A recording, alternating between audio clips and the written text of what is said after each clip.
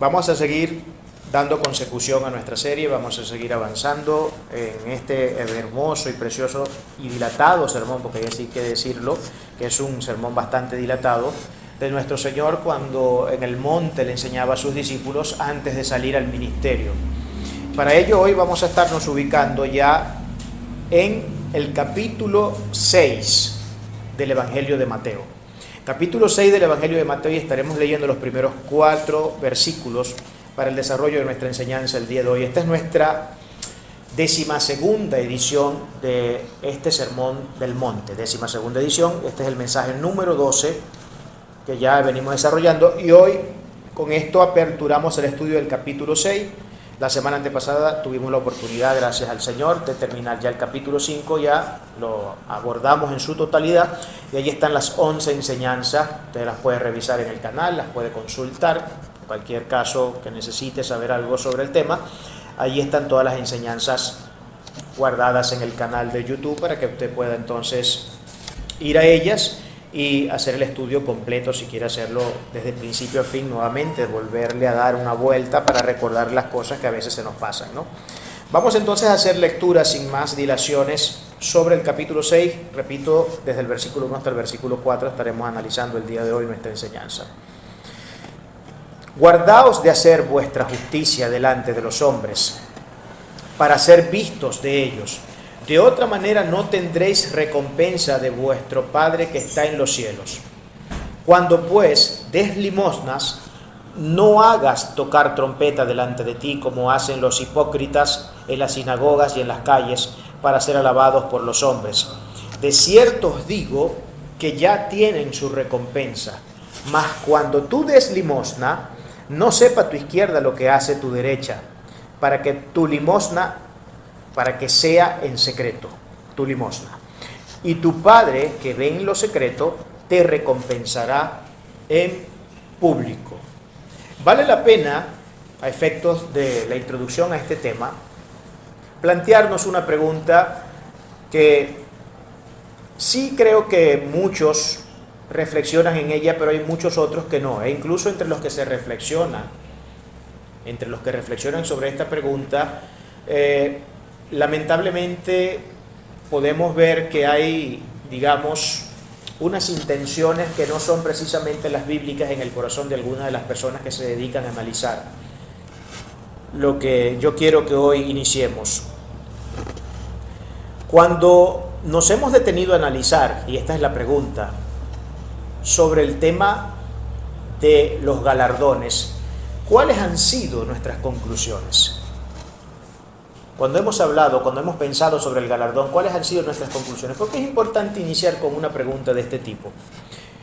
Me parece a mí que este es uno de los temas en donde la cristiandad tiende mucho a errar el blanco. Algunos ni siquiera piensan nunca jamás en el galardón, otros piensan de manera desmedida en el galardón, por lo que tenemos entonces acá ubicados dos extremos que son claros. Un lado dice que a menos que se le asegure algún tipo de beneficio no hará nada para el Señor. Por supuesto no lo dicen de esa forma tan directa, ¿no? Pero lo hacen saber de algunas otras maneras. Otros dicen no me interesa el galardón, de hecho yo no pienso que incluso que uno tenga que recibir algún galardón, y yo simplemente hago lo que hago porque amo al Señor, porque amo el ministerio, porque amo su obra. Yo creo que ninguno de los dos extremos son realmente constructivos para el enriquecimiento de nuestra vida espiritual.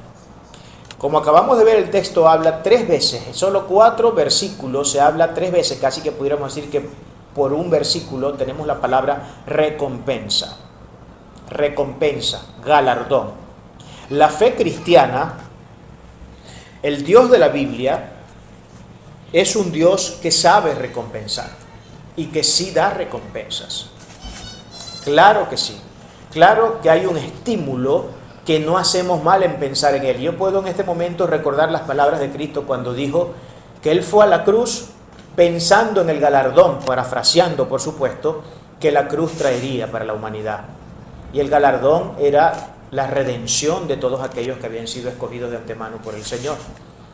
Cristo menospreció la cruz, la menospreció porque él miraba más allá de la cruz y miraba a toda esa cantidad de millones de seres humanos que por la gracia de Él y que por esa cruz, por ese sacrificio, alcanzarían salvación eterna. Esa salvación eterna que todos queremos, que todos buscamos y que todos sin duda alguna deseamos. El Dios de la Biblia es un Dios que premia la obediencia. Él siempre premia la obediencia. No hay tal cosa como un Dios arbitrario, un Dios indolente, un Dios que no se conduele de nuestras necesidades, porque el Señor está pendiente de todas y cada una de ellas. Por eso siempre se nos hace un llamado a que dependamos del Señor, a que dependamos del Señor. Yo creo que este es un mensaje que ha sido bastante trillado desde muchos púlpitos, el tema de la dependencia de Dios. Es importante que nosotros aprendamos a depender de Dios. Es un serio problema cuando nosotros nos hacemos autosuficientes y creemos que todo lo tenemos que resolver con nuestras propias manos. Está claro que hay cosas que tenemos que resolver, que tenemos responsabilidades, que tenemos que atender asuntos familiares, laborales, escolares, etcétera. Tenemos que hacer muchas cosas, pero tenemos que aprender a depender del Señor. Tenemos que entender que nosotros estamos limitados y que llegamos hasta cierto punto y que de ahí en adelante el Señor es quien tiene que hacer y yo debo simplemente tirarme en los brazos del Señor para que Él haga lo que Él sabe que yo no puedo hacer y que solamente Él puede hacer. Por lo que depender de Dios siempre será muy importante. Aunque en la fe cristiana la salvación lógicamente no se encuentra por las obras, porque todos nosotros sabemos y tenemos claro que somos reformados, que tenemos esta fe reformada, protestante. Sabemos que la fe para nosotros no se concibe, el texto sagrado no concibe una salvación por los méritos que nosotros podamos alcanzar en lo que acumulamos obras. Eso está claro. Sin embargo, aunque esto es así, jamás vemos ningún texto bíblico donde se le denigre o donde se le reste importancia a las obras que nosotros tenemos que hacer. Porque el Señor nos manda a hacer obras. Sin duda el Señor nos manda a hacer obras. Yo hablaba en estos días con mi esposa cuando estábamos haciendo el altar. El tema yo le preguntaba a ella, porque nos tocó leer una fracción de la carta de Romanos en el capítulo 10. Leímos la parte esta que hablaba de la gracia de Dios, de la ley, de la diferencia, ustedes saben ese debate que históricamente ha existido, gracia versus leyes. Yo le preguntaba a mi esposa para hacerla analizar y para que entre los dos también pensáramos sobre el asunto y pudiéramos de alguna manera reflexionar sobre este tema que es sumamente importante. Yo le preguntaba a ella, amor, ¿qué crees tú? ¿Es una falsa dicotomía o una dicotomía legítima hablar de ley versus gracia o de ley versus fe? Y yo le decía a ella, yo creo que hay por un lado una falsa dicotomía y por el otro lado hay una legítima dicotomía, es lo que yo puedo comprender. Hay una falsa dicotomía cuando creemos que los asuntos de la fe no tienen nada que ver con ningún tipo de ley, que no tenemos ningún tipo de responsabilidad moral que cumplir. En ese sentido hay sin duda alguna una falsa dicotomía. La fe no está divorciada de la ley. La fe no está divorciada de la ley. Pero por otro lado, tampoco podemos decir que la fe necesita absolutamente de la ley para hallar salvación y que debemos cumplir todas las categorías distintas de ley que existen en los escritos veterotestamentarios. Ya ustedes saben que en el Antiguo Testamento hay diferentes tipos de ley, hay diferentes categorías de la ley. Está la ley moral, están las leyes litúrgicas, están las leyes dietéticas, la misma jurisprudencia judía. Y no todas esas formas de ley son las mismas. No todas las podemos agarrar y meterlas a todas en un mismo saco y hacer una melcocha, una amalgama de ellas. Cristo en la cruz obliteró la ley. ¿Cuál ley? Primero, obliteró el efecto de la ley sobre el hombre cuando no se cumplía, y otra de las cosas que oblitera, que anula Cristo de la ley, eran todas esas leyes, toda esa liturgia, toda esa cuestión de dietas y todas estas cosas que ya no son aplicables para los tiempos actuales. Lo que sí sigue vigente es esa ley moral que nosotros llamamos el Decálogo, que son estos 10 mandamientos que son reafirmados en el Nuevo Testamento. Porque de lo de la ley, lo único que se reafirma en el Nuevo Testamento como algo que debe seguir teniendo un cumplimiento legítimo y claro, son esos 10 mandamientos, que podemos ver nosotros que se resumen en Cristo en apenas 2 mandamientos, pero que es una alusión, definitivamente es un remitente a esos 10 mandamientos que nosotros conocemos en el Decálogo, esas 10 palabras, esos misbot.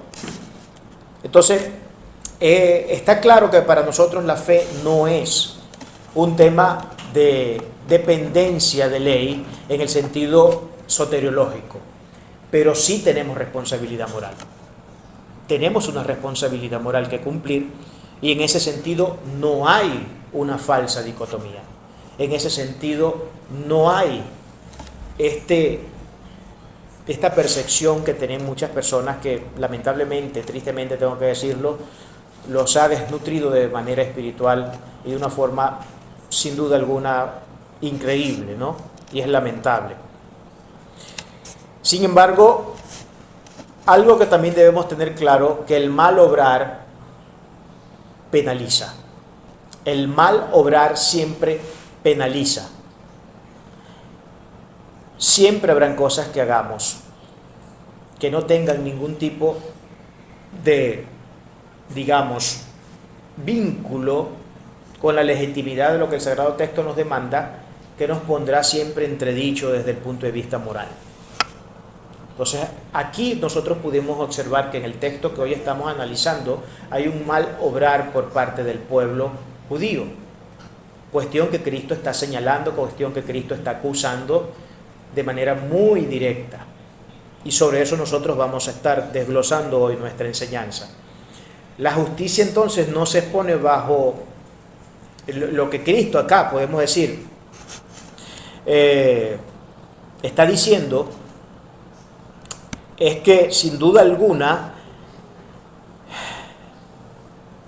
el tema, y es lo que vamos a estar un poco desarrollando acá, el tema del mal obrar, en el sentido de lo que el texto ha revelado acá, y vamos a ver más adelante que es la hipocresía, y tiene que ver mucho con el tema de la hipocresía, es algo a lo que Cristo le hace ser muy recurrente en sus discursos, decir guardaos de esto y guardaos de aquello. Guardaos de esto y guardaos de aquello. La justicia que se pone bajo el formato de la actuación no es en realidad una justicia veraz. La justicia que se expone bajo el formato de la actuación, me refiero a cuando somos unos actores, nos convertimos en actores y lo que estamos es aparentando ser justos, pero realmente no somos justos nada. Simplemente es una carátula, es una imagen de consumo público que queremos vender para que la gente piense que nosotros tenemos algún indicio de bondad o que tenemos alguna santidad o algo por el estilo. Pero la hipocresía también tendrá su recompensa y eso es lo que Cristo claramente nos viene diciendo acá. La hipocresía tendrá su recompensa. El hipócrita no tendrá recompensa de Dios. Y para ello tendremos entonces que ir a nuestro primer versículo en análisis el día de hoy.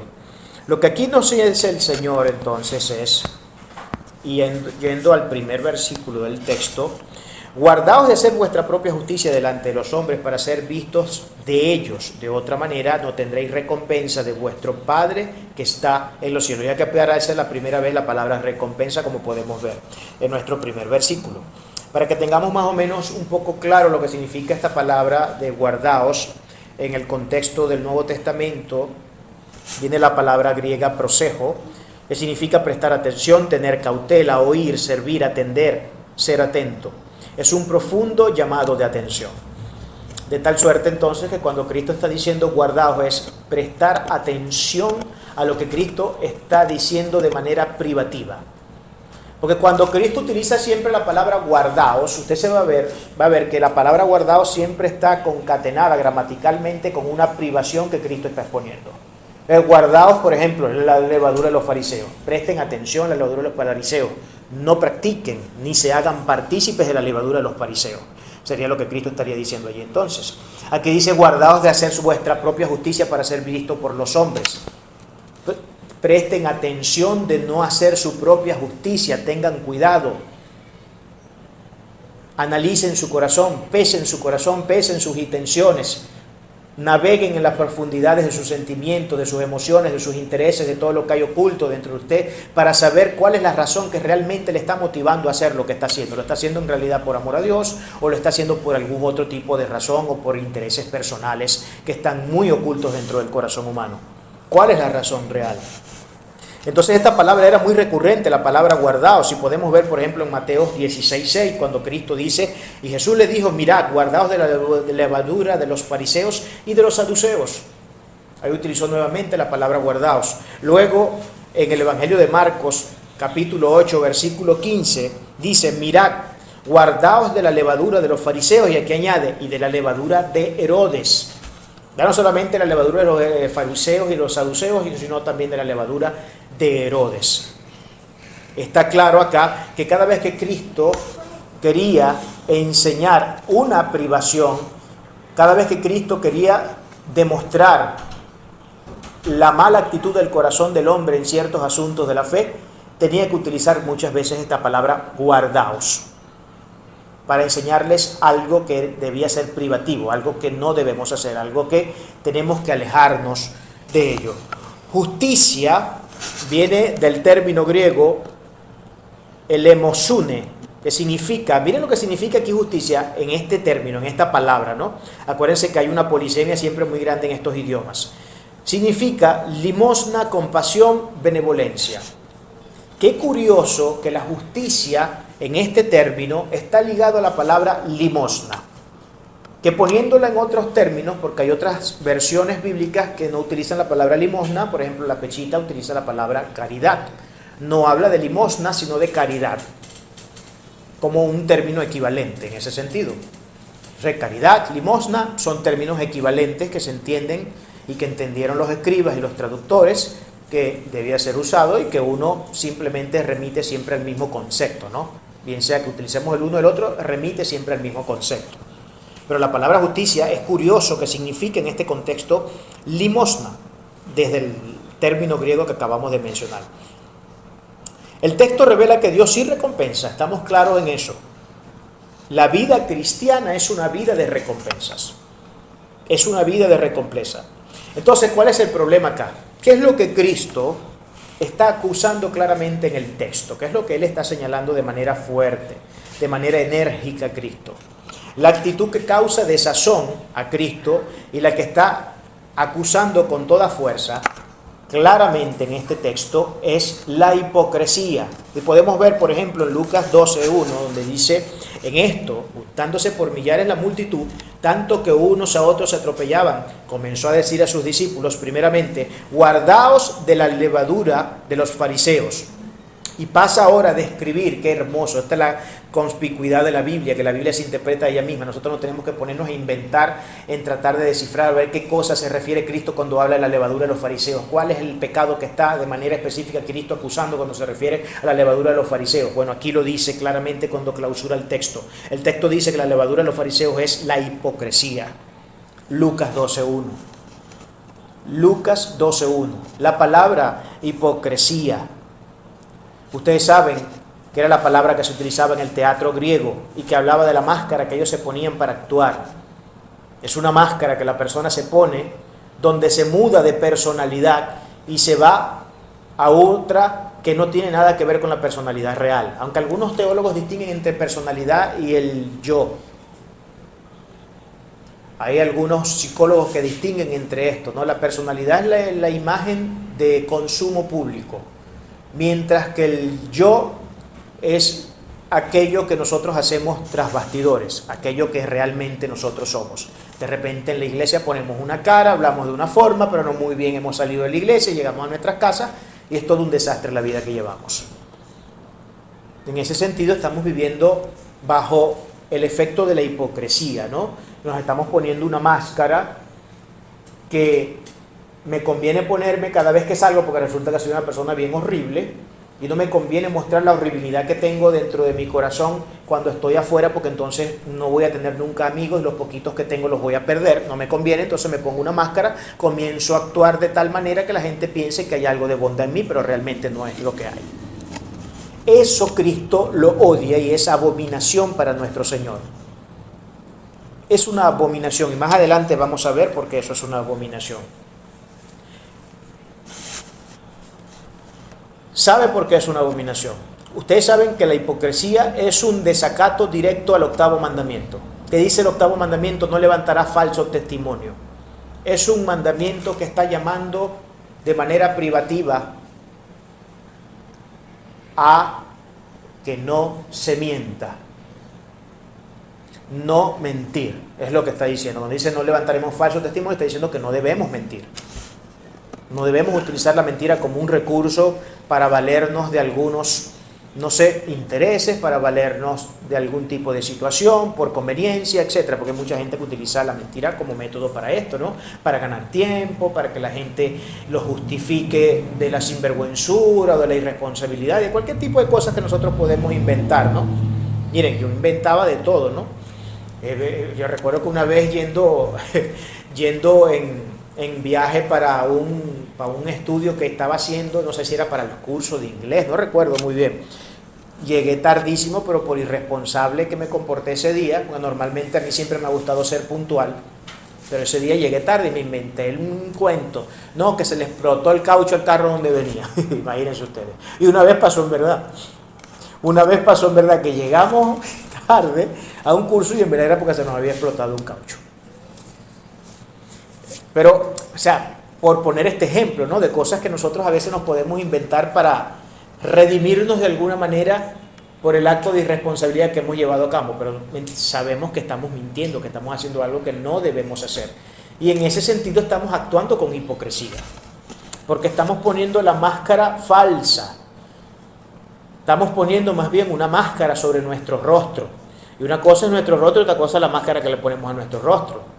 Cuando nosotros nos ponemos una máscara es porque no queremos que se vea nuestro rostro, porque nosotros no nos vamos a poner una máscara que sea exactamente igual a nuestro rostro y que emane lo mismo que emana nuestro rostro, porque entonces no tendría ningún sentido. ¿Para qué me la pongo? Yo me pongo una máscara porque quiero ocultar lo que mi rostro revela, que sé que no es conveniente y que no voy a obtener ningún tipo de beneficio por ello. O puede que lo obtenga, porque hay muchas personas que a través de la mentira obtienen beneficios. Por ejemplo, un estafador. Un estafador, su artimaña para el robo, porque la estafa es un robo, pero se utiliza el método de la mentira para engañar y poderse hacer con los bienes o los recursos de otra persona. Ok, obtuvo un beneficio utilizando la mentira. Yo también ese día a lo mejor me excusé porque utilicé el recurso de la mentira diciendo que se había explotado un caucho. Y a lo mejor me recibieron la excusa y hasta se portaron compasivo conmigo. Porque a la gente se puede engañar, pero al Dios que está arriba, que nos vigila las 24 horas del día, ¿lo estamos engañando? A la gente la podemos engañar. La hipocresía, escuche bien lo que voy a decir, y esto puede parecer contraintuitivo, pero yo quiero que lo veamos en este sentido. La hipocresía puede ser un método del cual nos valgamos muchas veces y que nos puede traer el beneficio que nosotros buscamos de manera urgente en el momento. Volvemos al mismo caso. Me justifiqué con eso, de que explotó el carro. Una vez se incendió el carro, en verdad, también. No solamente porque explotó el caucho, explotó el carro se estaba incendiando y tuvimos que salir volando por las ventanas del carro. Pero ya eso no lo podíamos poner como excusa porque fue saliendo del curso, no fue para ir. En todo caso, a quien le hubiéramos podido meter la excusa era a nuestros familiares, que si de repente te dan un tiempo específico de llegar a tu casa, si no, no entras. Entonces ahí, bueno, no, llegué tarde porque casi me incendió en el carro, que te puedo decir, ¿no? Entonces hay que tener mucho cuidado, hermanos, no utilicemos esas artimañas porque estamos violando el octavo mandamiento. Cuando somos hipócritas, estamos violando el octavo mandamiento y por eso es que Dios odia la hipocresía. Dios odia la hipocresía porque la hipocresía es mentira en acción. Y Dios es un ser veraz. No es hombre para mentir, ni hijo de hombre para arrepentirse. La constitución ontológica, la esencia de Dios, hace que para él sea imposible mentir. Y este es uno de los claros mandamientos que se revela en el Decálogo: no levantarás falsos testimonios, es decir, no mentirás. Muchos a veces, para resumirlo y de alguna manera darle un toque interpretativo, hermenéutico, dicen simplemente que lo que está diciendo ahí el texto es que no debes mentir en ninguna forma, en ninguna manera, bajo ninguna circunstancia, bajo ninguna condición, sea cual sea esta. Ustedes saben que la mentira es un tema cultural, y sobre todo en estas partes del mundo, ¿no?, donde la gente suele ser más irresponsable. Mientras más irresponsable es la persona, escúcheme lo que voy a decir, llévese esto como un consejo de oro. Mientras más irresponsables somos las personas, más nos valemos del recurso de la mentira para podernos justificar ante diferentes circunstancias de la vida. El irresponsable siempre utiliza la mentira como medio para poderse justificar, siempre. Entonces estará metiendo el cuento que sea necesario, estará diciendo cuanta cosa sea que le parezca para poderse justificar ante sus, digamos, incapacidades de poder ser responsable. Eso es algo muy claro. El mundo, sin duda alguna, ama la hipocresía, porque, como les digo, es un tema cultural. Y se pueden obtener muchos beneficios a través de la mentira, puesto que la gente no sabe, y ustedes saben, hay gente que son maestros en la mentira. Maestros en el sentido de que ellos te ponen una cara, hay todo un elemento patológico cuando dicen las cosas, que es increíble. O sea, utilizan mejor la retórica que el mismo Aristóteles. Aristóteles queda en pañales con la retórica que los mentirosos muchas veces utilizan y de la cual se valen para poderse justificar ante sus actos de arbitrariedad y de irresponsabilidad. Esto es así, hermano. Cuando la bondad de Dios se coloca entonces en un segundo plano, y entonces lo que queremos es hacer una exhibición de nuestros propios méritos, o de los méritos que nosotros nos merecemos, porque parece ser que hay algún tipo de bondad en todo esto de la humanidad, que es inherente, que es inmanente a nuestra condición, a nuestra constitución humana. Entonces caemos en lo que estos fariseos hacían y que tenían por costumbre. Cada vez que iban a ayudar al prójimo, que iban a dar una caridad, que iban a dar una limosna, entonces tocaban trompetas y hacían todo tipo de malabares para que la gente entonces enfocara su atención en lo que ellos estaban haciendo, para que pudieran ser alabados, encomiados por la sociedad. Y eso es algo muy típico entre las personas que tienden a hacer este tipo de cosas. Por eso Cristo tiene que decir que debemos entonces guardarnos de esta actitud.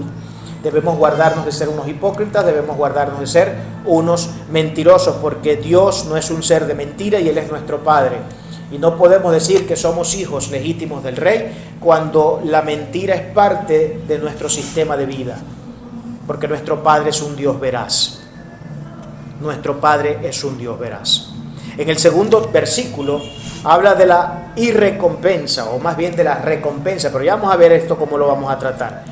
Dice entonces: cuando pues des limosnas, no hagas tocar trompeta delante de ti, como hacen los hipócritas en las sinagogas y en las calles, para ser alabados por los hombres. De cierto os digo que ya tienen su recompensa. Ustedes saben que habían tres pilares que los judíos consideraban dentro de lo que era la profesión religiosa, dentro de la profesión de fe. Habían tres puntos cardinales, tres pilares fundamentales que los judíos entendían que resumían la bondad religiosa. Uno era la limosna, la oración y el ayuno. Esos eran los tres pilares que los judíos consideraban como bondad dentro de la práctica religiosa. Para un judío, el más sagrado de los deberes era dar limosna, y para ellos dar limosna era una absoluta equiparación a la justicia, a actuar de forma justa, actuar en justicia. Esto era lo que ellos pensaban. Por eso tenemos pensamientos que se registran en libros que por supuesto no son parte de nuestro texto canónico, pero que sí incluyen los católicos romanos. Estos 7 libros que nosotros sabemos están en los escritos veterotestamentarios, como por ejemplo el libro de Tobías. En el capítulo 12, versículo 8 dice: es mejor dar limosna que acumular oro. La limosna libra de la muerte y purga de todo pecado. Miren nada más y nada menos el concepto que los judíos tenían acerca del tema de la limosna, que purga de los pecados. Es decir, ellos pensaban, ellos creían que al dar una limosna, que al llevar a cabo este acto de justicia, ellos incluso eran librados o limpiados de pecado. Pero no queda allí la cosa, también podemos ver otro registro interesante sobre la manera en cómo estos hombres pensaban en torno al tema que estamos desarrollando, cuando en Eclesiásticos capítulo 3 versículo 14 dice que la limosna que se le da a un padre no se borrará, y como sustitución de pecados arraigará firmemente. En el día de la aflicción se tendrá presente en tu crédito, borrará tus iniquidades como el calor de la escarcha. Caramba, esto sin duda alguna refleja que el pensamiento judío en torno al tema de la justicia, específicamente en el tema del dar, de la limosna, era bastante elevado para ellos. Por supuesto que esto que acabamos de ver en los dos textos refleja también el nivel de, digamos, de desvínculo que tenían con el entendimiento de las Sagradas Escrituras.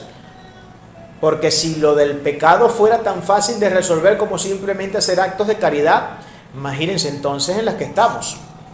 Entonces, bueno, simplemente volvámonos caricativos, entonces no hace falta ni siquiera la propia cruz de Cristo, no hace falta Cristo para que mis iniquidades sean borradas, porque aquí dice, habla de pecado, pero aquí va más fuerte la cosa y habla de iniquidades.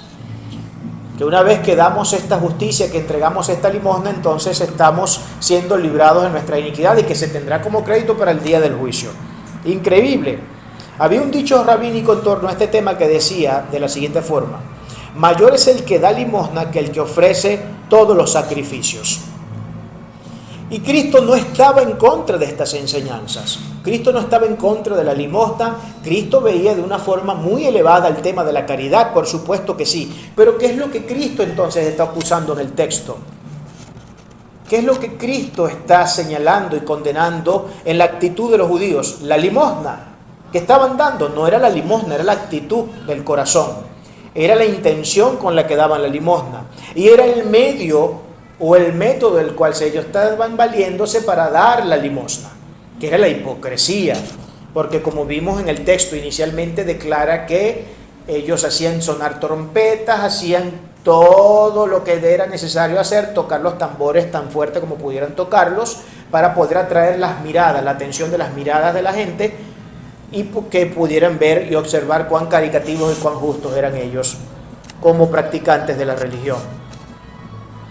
Entonces Cristo no está de ninguna manera yendo en contra de la limosna, más bien está acusando la actitud con la que muchas veces nosotros hacemos estas cosas. Vamos a analizar algunas de las razones por las cuales una persona puede entregar limosna. Solamente quise recoger tres, por supuesto que podemos mencionar más, pero esencialmente quise recoger tres razones que son las que muchas veces nos llevan a nosotros a ser caritativos. Una de ellas es por sentimiento del deber. Algunos lo hacen simplemente porque saben que tienen que hacerlo, porque es un deber, porque es una responsabilidad, porque hay una obligación que cumplir. En el caso nuestro como cristiano es un deber moral, es un deber ético del cristiano ayudar a los demás, dar caridad, dar limosna. Ese es un deber que nosotros tenemos. Entonces podemos decir que es una de las razones que vemos están dentro del corazón de las personas cuando dan. Otra de las razones es simplemente por prestigio. Por prestigio, algunos lo hacen por la razón por la que estos judíos a quienes Cristo está acusando lo hacían. Ellos hacían sonar todos los instrumentos que hubieran habidos y por haber, hasta se crearon instrumentos que no existían en el momento. Ya saben, estoy hablando de forma poética, exagerada, pero a fin de cuentas la cuestión era que se valían de cuantos recursos fueran necesarios en el momento para que la gente se diera cuenta de que ellos estaban haciendo caridad. Es la actitud hipócrita entonces. En el primer caso estamos ante algo que se hace simplemente porque debo cumplir con el deber, pero no hay amor en el corazón, simplemente lo hago por el deber, pero no porque tenga amor. No podemos decir que sea una actitud hipócrita técnicamente hablando, pero en el segundo caso sí tenemos técnicamente la hipocresía dentro, porque se hace por prestigio. Entonces yo lo que quiero es que me alaben, que me encomien, que levanten una doxología hacia mi persona, porque ustedes tienen que ver, hermano, yo ayudo a todo el que tengo que ayudar. Yo ayudo a todo el que tengo que ayudar.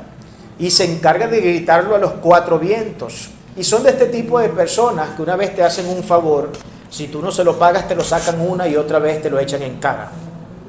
Una y otra vez. Claro, ¿no te acuerdas la vez aquella que estabas allá, quedado en el carro, porque se te gastó la batería y yo fui, te compré una batería y te puse una batería nueva en el carro para que pudieras seguir? Entonces te andan sacando constantemente las cosas y los favores que te han hecho. Son para las personas hipócritas. Las personas que hacen eso son justamente este tipo de religiosos que tenemos aquí en el texto, a quienes Cristo de manera clara y contundente está condenando por su actitud. Entonces lo hacen no porque en realidad aman a la persona y porque quieren suplir su necesidad de manera sincera, porque les duele la persona. No lo hacen por eso, lo hacen porque quieren que digan, mira qué bueno es él, mira qué buena es ella. Por eso es que lo hacen, pero no por amor al prójimo, ni mucho menos por amor a Dios, por amor a ellos mismos. Porque eso, lejos de ser una actitud de generosidad, es una actitud egoísta, porque lo que busca es la exaltación de su propio yo. No me interesa lo que estoy dando. No es por resolver el problema de mi hermano o de mi familiar, es porque quiero que mi yo sea exaltado. Entonces eso es egoísmo. Entonces no hay ningún tipo de generosidad allí, lo que hay es más bien una actitud egoísta, completa y absolutamente egoísta. Y una última razón que podemos ver por la cual nosotros podemos dar es por amor, que es la razón correcta. Por amor a Dios, a su palabra y al prójimo. Cuando es por amor, nunca jamás le haces saber a tu derecha lo que hace tu izquierda, ni a tu izquierda lo que hace tu derecha. Y todo lo que hagas en función de bendecir a otro lo haces en oculto y nunca se lo cuentas a nadie. Mucho menos se lo sacas en cara cuando necesitas un favor. Porque entonces no lo hiciste de corazón, no lo hiciste por amor, lo hiciste por hipocresía, por mentira, por la exaltación de tu propio yo, pero nunca jamás porque amas a la persona ni porque amas a Dios.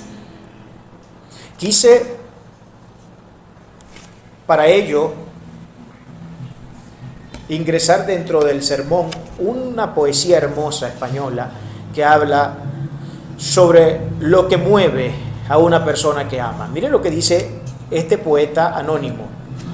Dice, no me mueve, mi Dios, para quererte el cielo que me tienes prometido, ni me mueve el infierno tan temido para dejar por eso de ofenderte.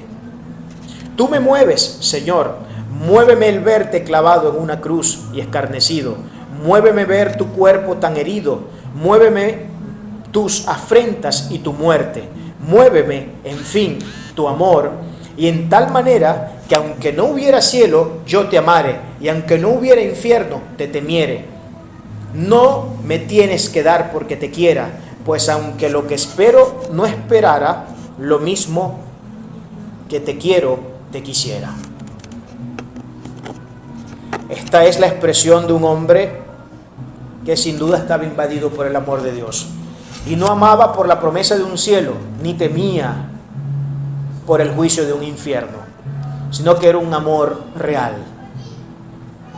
Aunque no hubiera cielo te amara, y aunque no hubiera infierno te temiera. Ese es el tipo de amor que Dios quiere que nosotros tengamos hacia Él. Ese es el tipo de amor que puede hacer que nosotros en la caridad, en el acto de caridad, lo hagamos bajo los términos cristianos, bajo los términos que Cristo estableció.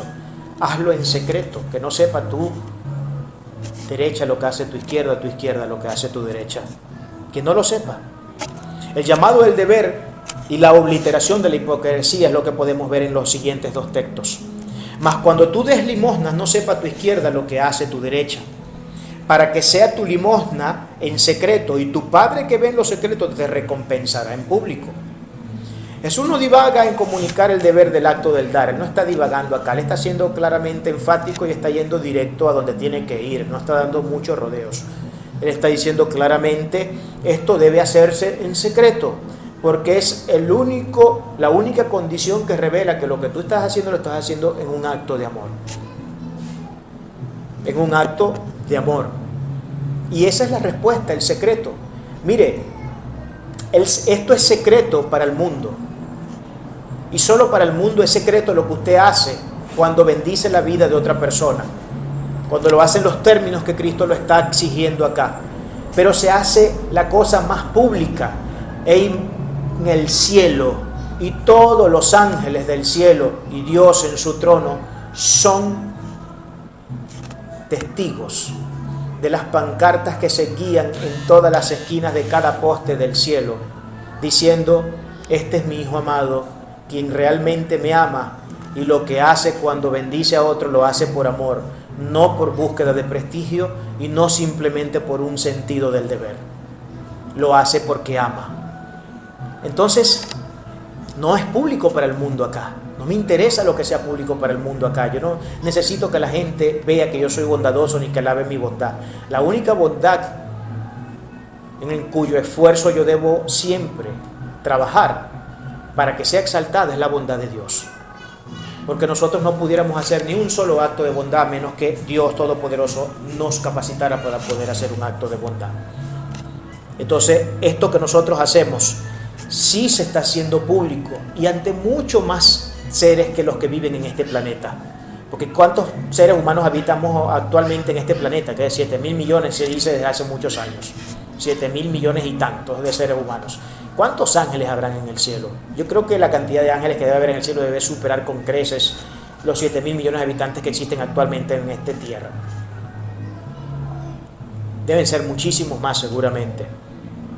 Por lo que siempre será mucho más conveniente que quienes conozcan nuestra bondad, que no es inherente a nosotros, sino que es lo que Dios nos mueve a hacer a través de su Espíritu Santo, se sabrá siempre en los cielos. Siempre el cielo será testigo de lo que tú en secreto y de lo que yo en secreto hacemos para nuestro Señor y para nuestro prójimo. Siempre el cielo será testigo. Dios entonces se toma muy en serio el tema de la recompensa. Siempre se ha tomado muy en serio el tema de la recompensa, porque esto siempre traerá recompensa. Aún hasta las cosas más diminutas que alguien pueda hacer por uno de sus hijos traerá siempre una recompensa, y para ello tengo un texto que es precioso. Dice Mateo en su capítulo 10, versículo 42: y cualquiera que dé a uno de estos pequeñitos un vaso de agua fría solamente por cuanto es discípulo, de cierto os digo que no perderá su recompensa. No perderá su recompensa. Qué hermosa y tremenda promesa. Miren, hasta por las cosas más insignificantes aparentemente y diminutas que nosotros hagamos con amor, obedeciendo el mandamiento y con amor a nuestro prójimo, no perderemos una recompensa. Yo recuerdo que yo basado siempre en este texto, siempre lo presentaba de una manera muy jocosa, y a veces cuando alguien me llegaba bendiciendo con algo, bendecía mi vida con una ofrenda o con cualquier cosa, yo siempre le decía, si me daba por ejemplo un vaso de agua, a veces un hermano yo le pedí un vaso de agua y me daba un vaso y le dice: ¿sabes qué te acabas de ganar con este vaso de agua que me diste? Muy probablemente Dios te haga el más grande empresario de fábrica de aguas minerales en el mundo. Porque el Señor premia hasta este pequeñito. Claro, yo lo hablaba en un sentido exagerado, ¿no? Pero lo que quería transmitirle era que sin duda iba a recibir recompensa por eso. Porque Dios lo dice aquí, Mateo 10:42 lo está diciendo.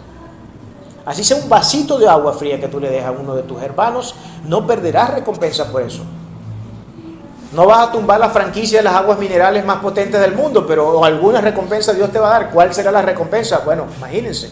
Solo el Señor la sabe, no tengo yo la menor idea de cuál puede ser la recompensa que Dios nos dé. Pero de que vamos a tener recompensa, vamos a tener recompensa. No está mal, hermano, pensar en la recompensa. No está mal pensar en el galardón. No está mal que incluso en parte, escuchen bien lo que voy a decir, en parte algo de nuestra motivación tenga vínculo con la recompensa que sabremos que recibiremos. Pero que ese no sea el centro del aliento que tú necesitas tener para hacer lo que debes hacer para tu Señor. Que ese no sea el motivo por el cual tú muevas tus manos y tus pies y abras tu boca para bendecir a otras personas, o simplemente para obedecer cualquier mandamiento que Dios nos da. Que el motivo sea, como dijo el poeta: aunque no hubiera cielo te amara, y aunque no hubiera infierno te temiera. Que nosotros podamos decir cada vez que vamos a cumplir, a emprender un acto de justicia, un procedimiento de acato a la santa y a la divina ley, que podamos decir de esa misma manera como reza el poeta. Es el deber ser, hermanos. No existe entonces obra, acto de justicia o limosna que pueda comprar la salvación. Con todo, es un tema muy recurrente y explícitamente claro en el Sagrado Documento, la trascendencia de la buena obra y cómo ésta es vista con regocijo por el Señor. Las obras siempre vienen a ser la demostración física de un cristiano bien entendido y aplicado. Tan solo en el pasaje de hoy pudimos ver 3 veces la palabra recompensa. La vida cristiana es una vida de recompensas, incluso cuando se es desobediente hay recompensa, aunque está claro que esta última no será la deseable, sino todo lo contrario. Muchas difíciles situaciones pueden presentarse por no cumplir con el deber cristiano. Sí que es cierto que la obediencia, o que la desobediencia más bien, tiene su recompensa, pero me parece que la peor de las recompensas no son las crisis y las diferentes avatares que nos tocarán enfrentar. Más bien, la peor crisis es aquella que producto de la desobediencia impide la recompensa benevolente que el Todopoderoso quiere entregarnos. En ese tenor, estoy convencido que la irrecompensa de Dios será nuestra peor recompensa. La peor recompensa, la recompensa que recibimos por no cumplir con Dios es la irrecompensa de Dios. Eso es peor recompensa que cualquier otra. Que Dios no nos recompense es algo que debemos llorar con lágrimas de sangre.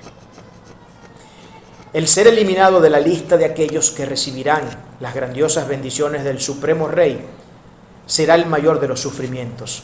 El pasaje que hoy hemos asistido es una condena absoluta a la hipocresía, una que no solo se expone en el acto de dar, sino en todas las esferas de la vida.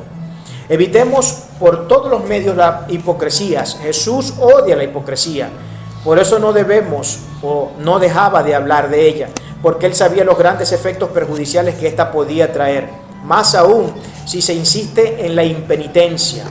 Hipocresía y cristianismo no son compatibles, son mutuamente excluyentes. La hipocresía no puede ser, el hipócrita no puede ser cristiano y el cristiano no puede ser hipócrita. O se es cristiano o se es hipócrita. Es una decisión que todos nosotros debemos tomar en nuestra cotidianidad. Hemos dicho entonces, con no pocas razones, que Cristo odia la hipocresía, pero ama la benevolencia, la obediencia y por supuesto ama la caridad. Seamos entonces benevolentes, obedientes en todos y caritativos, porque no perderemos el grandioso galardón de gloria que Él nos preparó para el gozo eterno.